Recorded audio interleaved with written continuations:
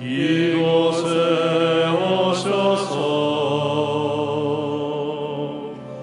보좌로 주여 임하사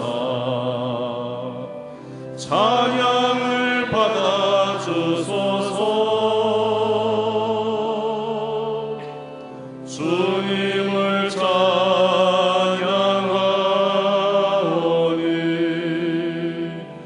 주님을 경배하오니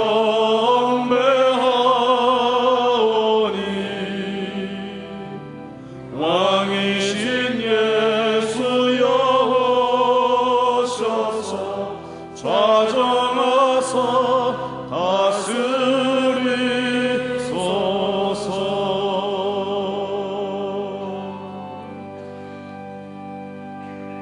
할렐루야. 큰 은혜 주실 줄 믿습니다. 우리 옆에 분 인사하세요. 큰 은혜 받으세요. 큰 은혜 받으세요. 성경에 보면 언제나 남편들에게는 자기 아내를 사랑하라고 언제나 그렇게 말씀을 하셨습니다.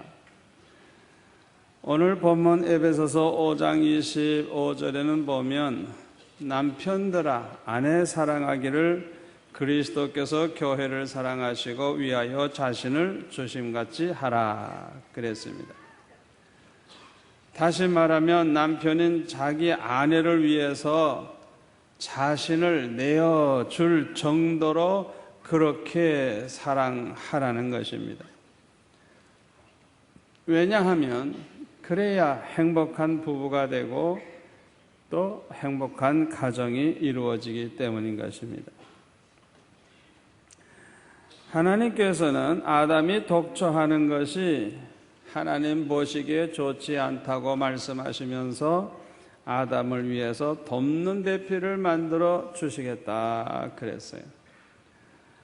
여기 이 돕는 배필은 사랑의 대상을 말하는 것입니다.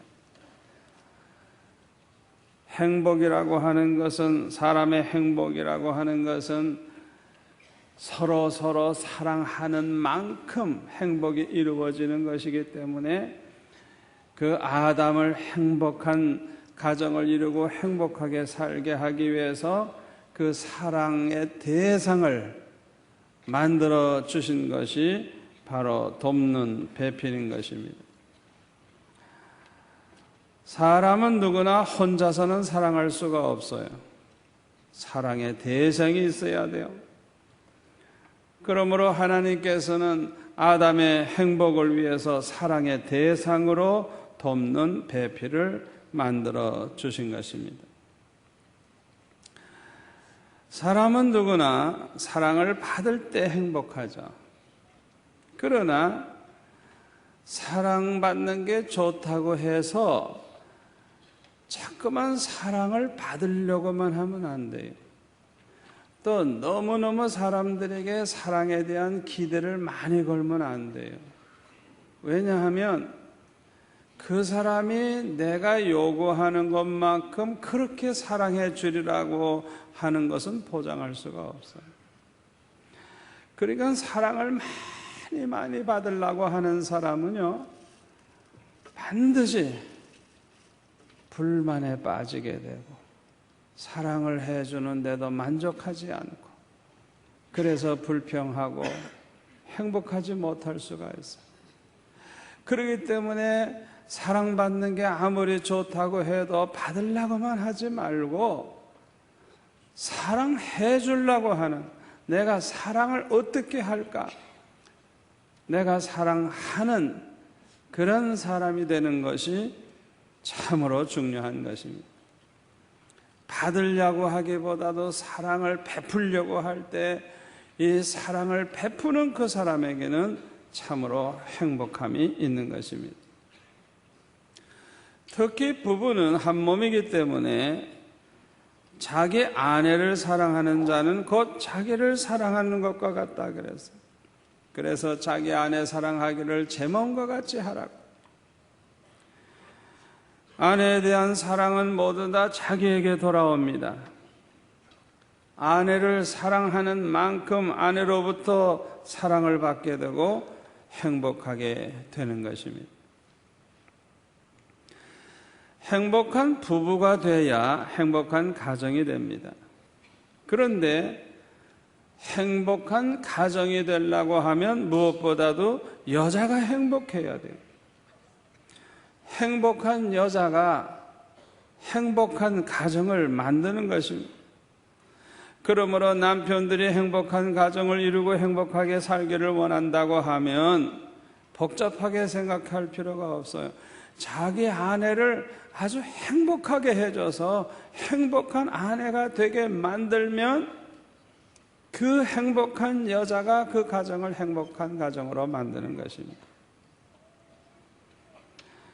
그리고 남편이 자기 아내를 행복하게 해주려고 하면 자기 몸을 사랑하듯이 사랑해야 됩니다. 자기 몸을 돌보듯이 아내를 돌봐 주어야 합니다. 전도서 9장 9절에 보면 사랑하는 아내와 함께 즐겁게 살지어다 그랬어요. 아내를 행복하게 해주려고 하면 그 아내가 즐겁게 살도록 즐겁게 그렇게 만들어주면 결국에는 그 가정은 아주 즐거운 가정이 되는 것입니다. 베드로전서 3장 7절에는 보면 남편 된 자들아 이와 같이 지식을 따라 너의 아내와 동거하고 저는 또 연약한 그릇이요 또 생명의 은혜를 유업으로 함께 받을 자로 알아 귀히 여기라 이는 너의 기도가 막히지 아니하게 하려 함이라 그랬습니다. 아내는 더 연약한 그릇이라고. 사람은 다 연약한 그릇이에요. 누구나 다 깨지기 쉬워요. 그런데 아내는 더 연약한 그릇이라. 아주 깨지기 쉬운 약한 그릇이라는 것.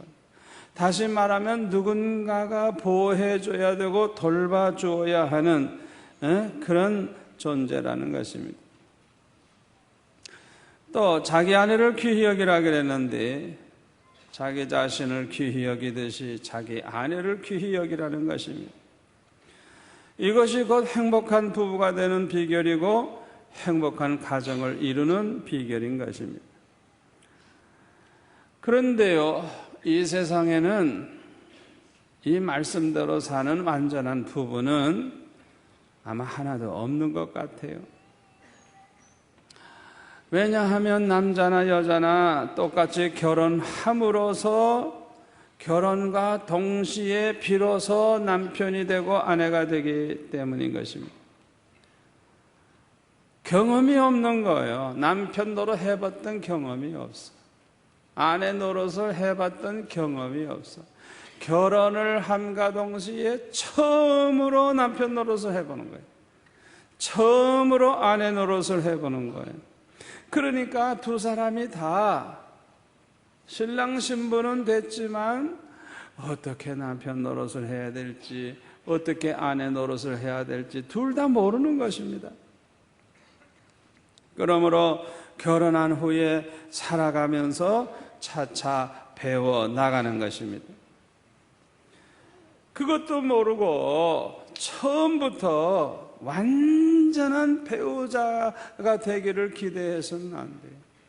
결혼해보니까 이런 남자하고 평생 어떻게 살지, 이런 여자하고 평생 어떻게 살지, 그런 생각을 하면 안 된다 이게. 아니 이제 시작인데 애들로 말하면 유치원생과 같은 그런 이제 결혼의 초보를 걷고 있는 사람인데 처음부터 완전한 배우자가 되기를 기대했다가 너무 모르는 게 많고 너무 형편없다 그래서 낙심을 해서는 안 되는 것입니다. 누구나 다 부족합니다. 그러나 살아가는 동안에 점점 만들어져 가는 것입니다. 요 사이에는 결혼 예비 학교가 있어서 미리 교육을 받고 결혼하기 때문에 좀 낫습니다만 우리가 결혼할 때만 해도 그 30여 년 전에 교회 안에서 무슨 뭐 결혼 예비 학교니 뭐 그런 거 전혀 없었어요. 그래서 결혼하시는 분들이 전혀 교육을 받지 못했어요. 뭐 부모님이 그런 것도 교육시키나요? 교육시키는 부모 거의 나 못 봤어요. 그러니까 대부분의 사람들이 전혀 지식이 없는 상태에서 결혼을 할 수밖에 없었던 것입니다. 그러니까 결혼을 하면 반드시 집집마다 문제가 너무나도 많은 거예요. 저는 30세 때 목사가 되자마자 결혼을 했어요. 나이는 먹었지만은 뭐 아버지도 일찍 돌아가셨기 때문에 아버지가 어머니에게 어떻게 사랑해 주는가를 별로 못 봤거든요. 전혀 몰라요. 남편이 아내에게 어떻게 처신해야 된다는 걸 잘 몰라요. 그런데 하여튼 장가 가보니까 좋긴 좋읍시다. 좋아요. 얼마나 좋은지. 뭐 그냥 예쁜 장도 하나, 크진 않지만은 조그만 장 하나 사주고, 그 다음에 뭐 이부자리도 평생 덮어보지 못한 이부자리 해오고, 뭐 이것저것 다 갖춰왔는데, 그리고 그냥 뭐 처갓집에서 가져왔는지 맛있는 음식 잘 차려가지고 그렇게 대접을 하는데 꼭 임금이 된 것 같아요. 얼마나 좋은지. 12살에 장가 갈걸 이렇게 좋다는 걸 알았더라면 일찍이 장가 갈걸. 30살에 장가 가가지고 얼마나 후회가 되는지 몰라요. 그런데 가만히 보니까 고민이 생겼어요. 왜 고민이 생겼냐 하면, 저는 목사지, 이 어린 색시는 이제 사모지, 앞으로 얼마나 고생을 해야 될지 모르는데, 이거는 부잣집 딸이 시집 와가지고요, 뭐 그냥 저하고 자라난 그 가정 환경이 너무 달라. 너무 달라. 저는 그냥 불신 가정에서 태어나가지고 온 가족 다 예수 믿게 하고 핍박을 많이 받고 아주 그냥 생명 걸고 기도하고 이런 험한 길을 거쳐가지고 목사가 됐는데, 이 사람은 뭐 2대 3대 예수 믿는 집안에서 아주 그냥 너무너무 행복하게 자라났단 말이에요. 그러니까 두 사람이 안 맞는 게 너무 많아요. 너무 많아요. 그래서 결혼식 하고 나서 이제 둘이만 있을 때 이야기를 하면서 가만히 들어보니까요, 시집 갈 마음이 조금도 없는데 부모가 강제로 보내가지고 갑자기 온 거야. 당사자가 날 좋아하고 안 하고 둘이서 뭐 만나보고 얘기해 본 적도 없이 그냥 중매를 통해서 그냥 결혼해 버렸으니까, 그렇게 당사자들의 확인도 안 하고 결혼했으니까 서로를 모르죠. 더군다나 목사에게 시집갈 생각은 해본 적도 없었대요. 그러니 얼마나 기가 찹니까? 진작 그 얘기하면 내가 결혼 안 할 텐데.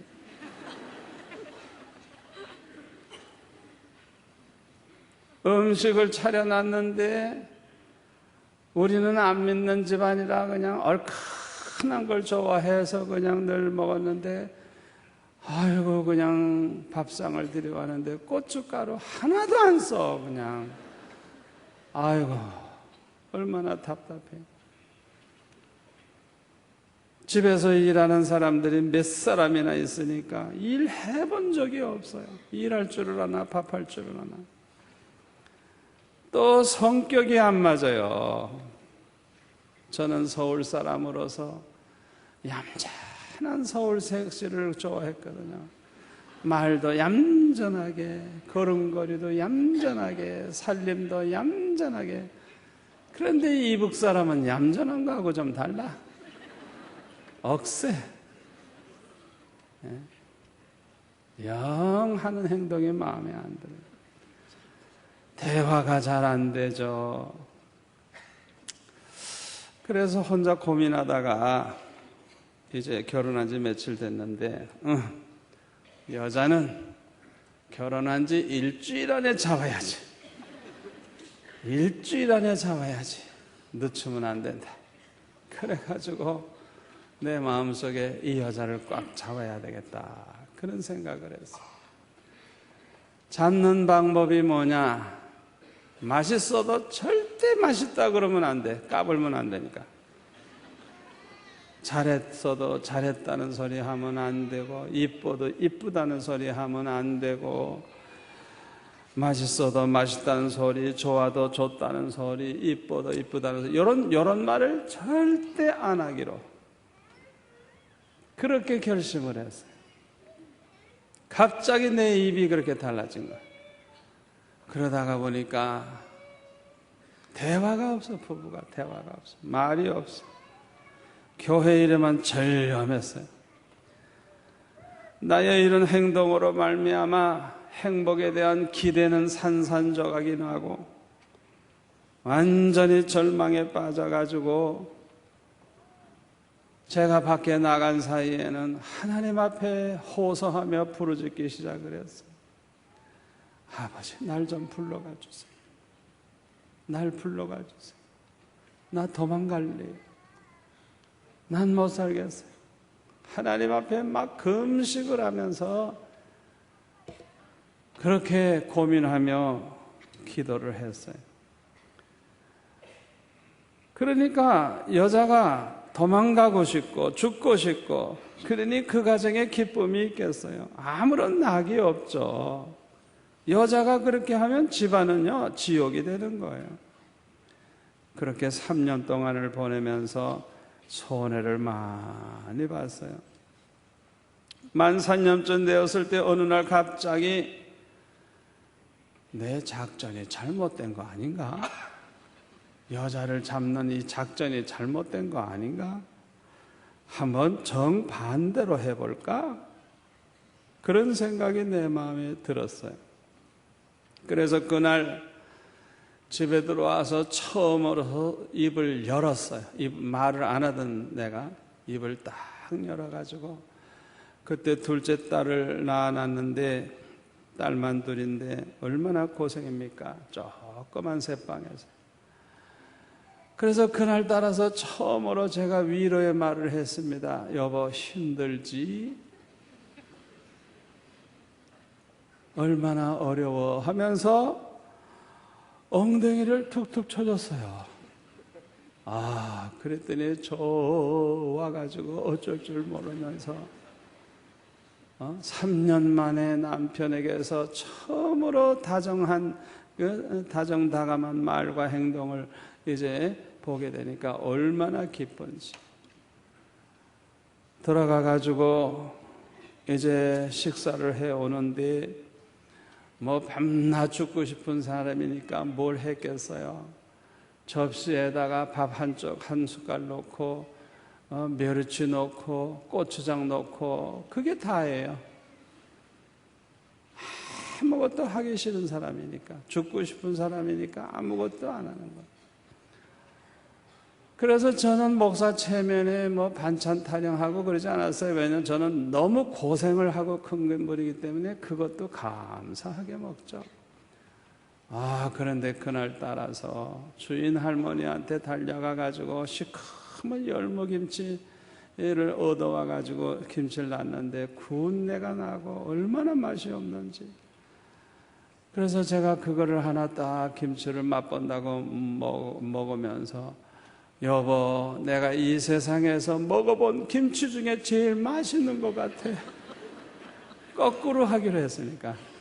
그전엔 맛있어도 맛 있다는 소리 절대 안 했으니까. 이건 맛이 없지만은 그렇게 맛있다 그러면서 먹으니까 진짜 맛있는 줄 알고 싱글벙글 하다가 그 다음날 보니까요, 딸 둘을 하나는 업고 하나는 안고 시장에 가서요, 배추를 그냥 최고급 배추를 사다가 김치를 하고, 생선을 펄떡펄떡 뛰는 그 생선을 사다가 그냥 막 기름에 튀기고 요리를 하고, 돈이 어디서 났는지 그냥 아이고 뭐 얼마나 반찬이 좋아졌는지. 그 다음에는 뭐 애 둘 데리고 YWCA 요리 강습에 그냥 거기까지 버스 타고 가가지고 그냥 날마다 배워오는데 그날 배운 음식을 또 그대로 만들어가지고 가져와서 저녁상에 보면 차려놓고 얼마나 기쁜지. 그냥 조그만 그 방 안에다가 꽃꽂이도 떠놓게 해놓고 카텐도 뭐 그냥 그 창문 그 뭐 조그만 새방인데 뭐 창문 달 것도 있어요. 근데 창문도 달고 그렇게 집안이 달라지기 시작해서 얼마나 좋은지.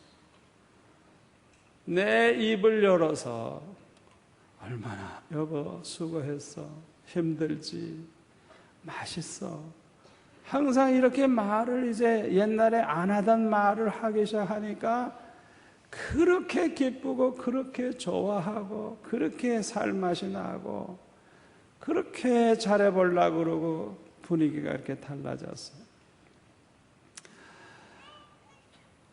제가 그런 말을 했습니다. 여보, 섹스피어가 그러는데 인생은 연극이래.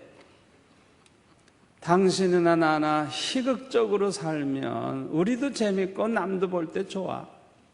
그러나 우리가 밤낮 싸움질하고 못 살겠다 그러고 슬퍼하고 비극을 하면 우리도 재미없고 남 보기에도 재미가 없어. 인생은 연극이래. 그러면 우리가 기분 나쁠 때도 있고 화날 때도 있지만 집에만 오면 언제나 우리 희극만 합시다. 비극은 하지 맙시다. 그래가지고 새끼손가락을 딱 걸고 이제는 희극만 하면서 살기로 결정을 했어요. 그래서 이제 두 딸이 이제 저쪽 방에서 소꿉장난하고 놀 때 제가 정식으로 우리 집 사람을 탁 이렇게 안았어요. 안고, 아마 결혼하고 이렇게 안는 거 처음인가 봐. 딱 안고, 여보, 나는 이 세상에서 예쁜 여자를 본 적이 없어. 당신은 어쩌면 볼수록 이쁘지. 지금 연극하는 거예요. 이제 희극을 하기로 했으니까 내가 시작해야 되잖아요. 그래가지고 딱 끌어안고 그렇게 이쁘다고 얘기를 하니까 내가 연극하는 줄 알죠. 그러니까 자기도 씩 웃으면서 나는 당신 뒤통수만 봐도 좋아. 그러고 연극이 이제 이렇게 돼가는 거예요. 이렇게 돼가는 거예요. 한 번은 설거지를 합디다. 그래서 제가 뒤로 가가지고 설거지하는 그 사람을 그냥 뒤에서 이렇게 딱 안아줬어요. 그랬더니 그새 너무너무 좋은지 설거지한 그 손 그대로 뒤로 이렇게 딱 기대더라고요. 그 무거운 몸이 그냥 뒤로 이렇게 쓰러지는데 나가 동그라져 버렸어요. 그래가지고 그냥 꽉 안았죠. 둘 다 나가 동그라지면 어떡합니까? 무조건 뒤로 미니까. 그래가지고 자기는 나한테 이렇게 완전히 얹혔고 나는 그냥 꽉 이렇게 붙잡고 있는데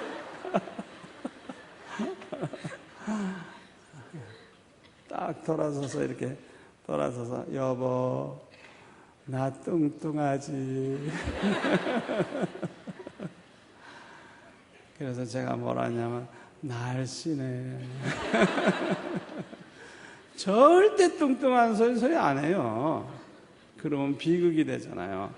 우리는 희극만 해야 되니까 뚱뚱해도 언제나 날씬하다고. 그러니까 안아줄 때마다 꼭 물어보죠. 저한테 여보 나 많이 뚱뚱해졌지? 하고 물어보죠. 아니야 날씬해졌어. 미장원 갔다 와서 머리를 보여주면서 여보 내 머리 어때? 이뻐. 물어보나 말아요. 물어보. 왜? 희극만 하고 사니까. 희극만. 식사할 때마다 반찬이 많든지 적든지 잘했든지 못했든지 언제나 여보 참 맛있어. 참 수고했어. 당신 음식 최고야. 언제나 그렇게 인사를 하고 언제나 그렇게 말을 해줬어요. 그러니까 얼마나 즐거워하는지.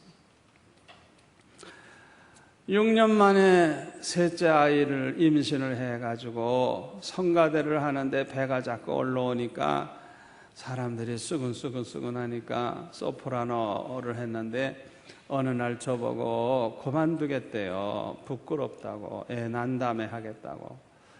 그래서 제가 그랬어요. 여보, 성가대 찬양할 때 내가 서서 이러고 내가 이렇게 보지? 내 눈엔 당신밖에 안 보여.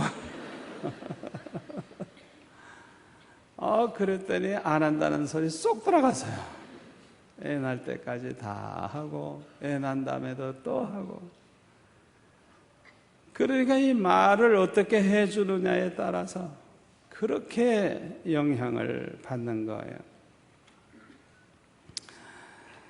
그 다음부터는요, 부부가 함께 있는 것이 좋고 뭐든지 함께 하는 게 좋으니까 은혜 받으러 가도 함께 가요. 금식기도 해도 함께 가서 금식기도 하고요. 어떤 때는 그냥 침대 위에서 두 손을 잡고 그냥 한 두세 시간을 같이 기도하고요. 은혜를 같이 받아요, 같이.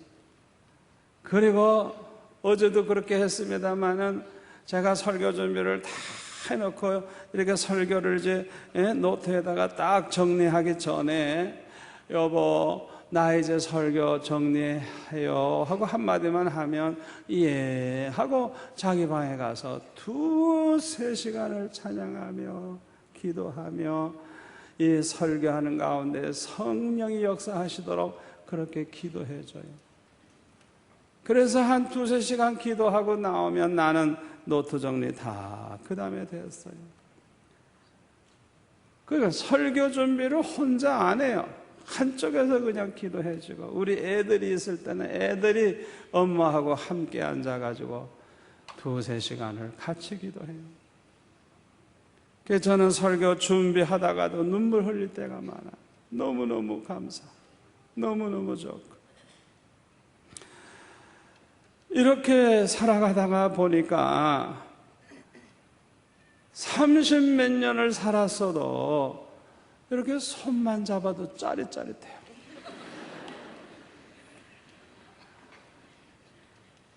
문제가 얼마나 많은 부부인데 이렇게 살아가다가 보니까 하나님께서 나에게 제일 좋은 짝을 주셨고 세상에 이보다 더 좋은 사람이 있을까? 그렇게 살게 됐어요. 처음에는 미숙한 부부였습니다. 그러나 하나님의 은혜로 이렇게 점점 성숙한 부부, 서로 받아줄 줄 알고 사랑해 줄 줄 알고 위로해 줄 줄 알고 함께 할 줄 알고 서로 조화를 이루고 화목할 줄 알고 그런 부부로 성장을 한 것입니다. 아내들이 남편에게 엄청난 사랑을 요구하는 것이 아닙니다. 관심을 가져주기를 바라는 마음이 있어요.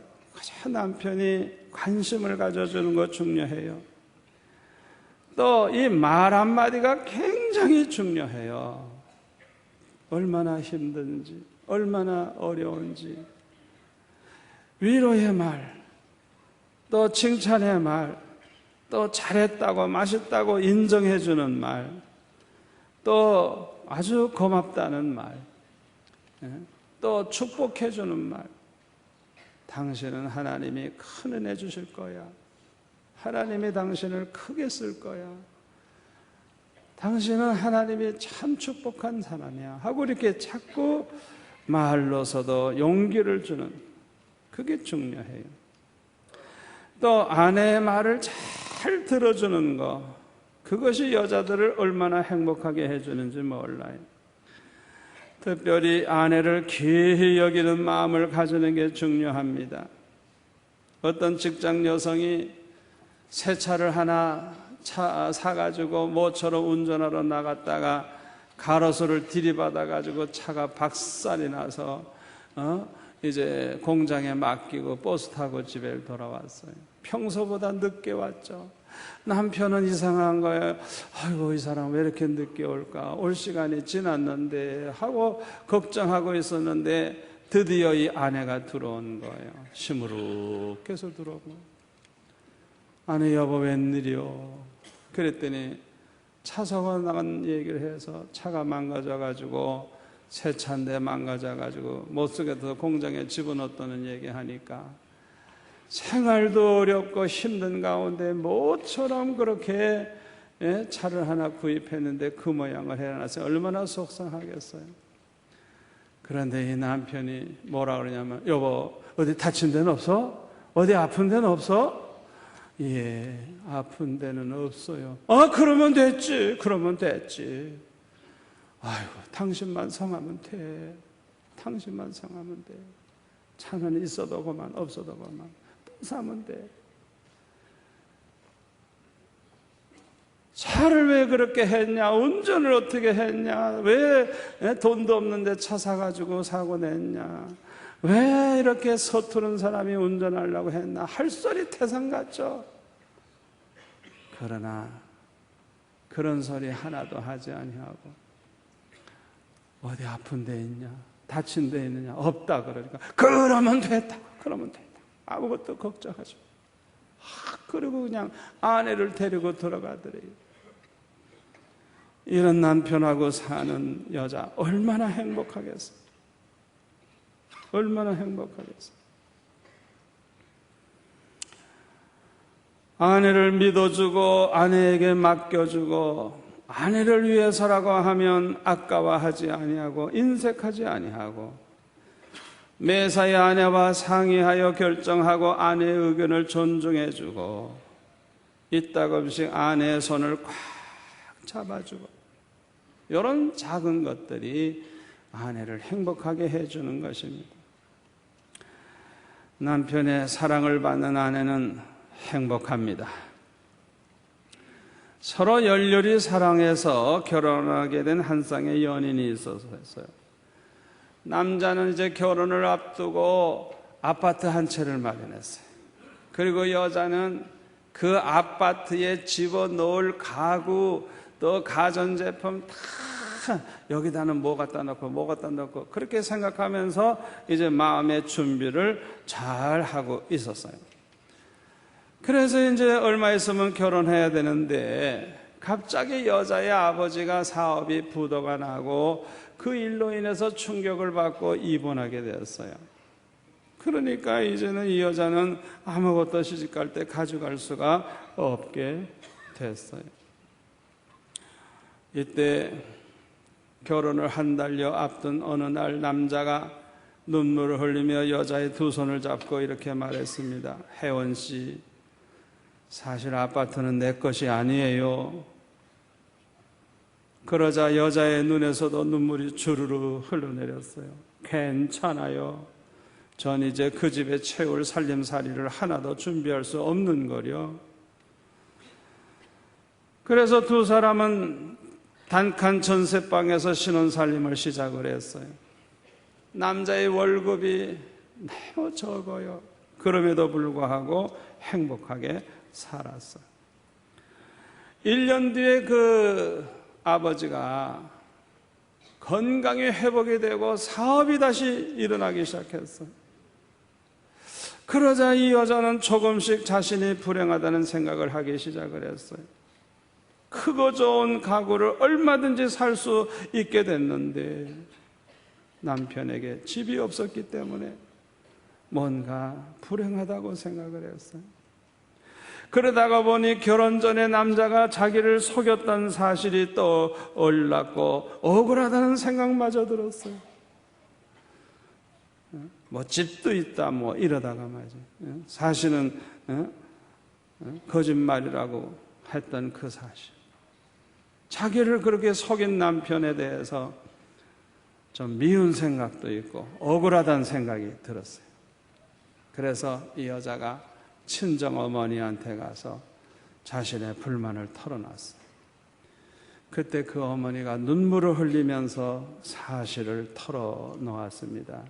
얘야, 사실은 김서방이 아무 말도 하지 말라고 했는데 이제는 털어놓아야 되겠구나 하면서 자초지종을 다 말했습니다. 남편은 자기 아내가 아무것도 해올 수가 없게 되었기 때문에 그 마음이 너무너무 상할까 봐 차라리 자기가 그 아파트를 팔아서 장인의 빚을 다 갚아줘. 그 병원비가 들기 때문에 자기 월급에서 떼가지고 그 병원비를 지금까지 댔던 거예요. 그래서 아파트가 없어졌고, 그래서 월급이 적은 거예요. 그거를 친정어머니가 얘기를 해주고, 그 말을 듣자 이 딸이 어머니 집에서 자기 집으로 돌아올 때 세상에 이런 남편이 세상에 어디 있을까? 남편을 생각하면서 그렇게도 생각이 깊고 아내를 위해서 희생하는 그 남편이 너무 존경스럽고 사랑스럽고, 그래서 행복이 넘치는 가운데 돌아오게 되었다고 하는 것입니다. 여자들은 가만히 보면은 물론 잘 살아도 좋고 출세해도 좋고 명예가 있어도 좋지만은 여자들은요, 그게 중요한 게 아니에요. 자기 남편이 사랑만 해주면 여자들은 행복해요. 저는 여자들을 볼 때 눈을 유심히 봐요. 눈만 보면 이 여자가 사랑받는 여잔지 사랑을 받지 못하는 여잔지 금방 알겠어요. 남편이 사랑만 해주면요, 눈동자가 살아있어요. 생기가 있어요. 기쁨이 있어요. 여자가 행복해야 그 가정이 행복한 것입니다. 아무쪼록 남편 된 여러분들은 아내를 사랑해 주시기를 바랍니다. 기도하겠습니다. 아버지 하나님 감사합니다. 오늘 주신 말씀이 우리에게 축복이 될 줄로 믿습니다. 말로만 듣는 자 되지 말고 행하는 자가 되게 하여 주셔서 이 험한 세상을 믿음으로 승리하며 나가게 도와 주옵소서. 예수님의 이름으로 기도하옵나이다. 아멘.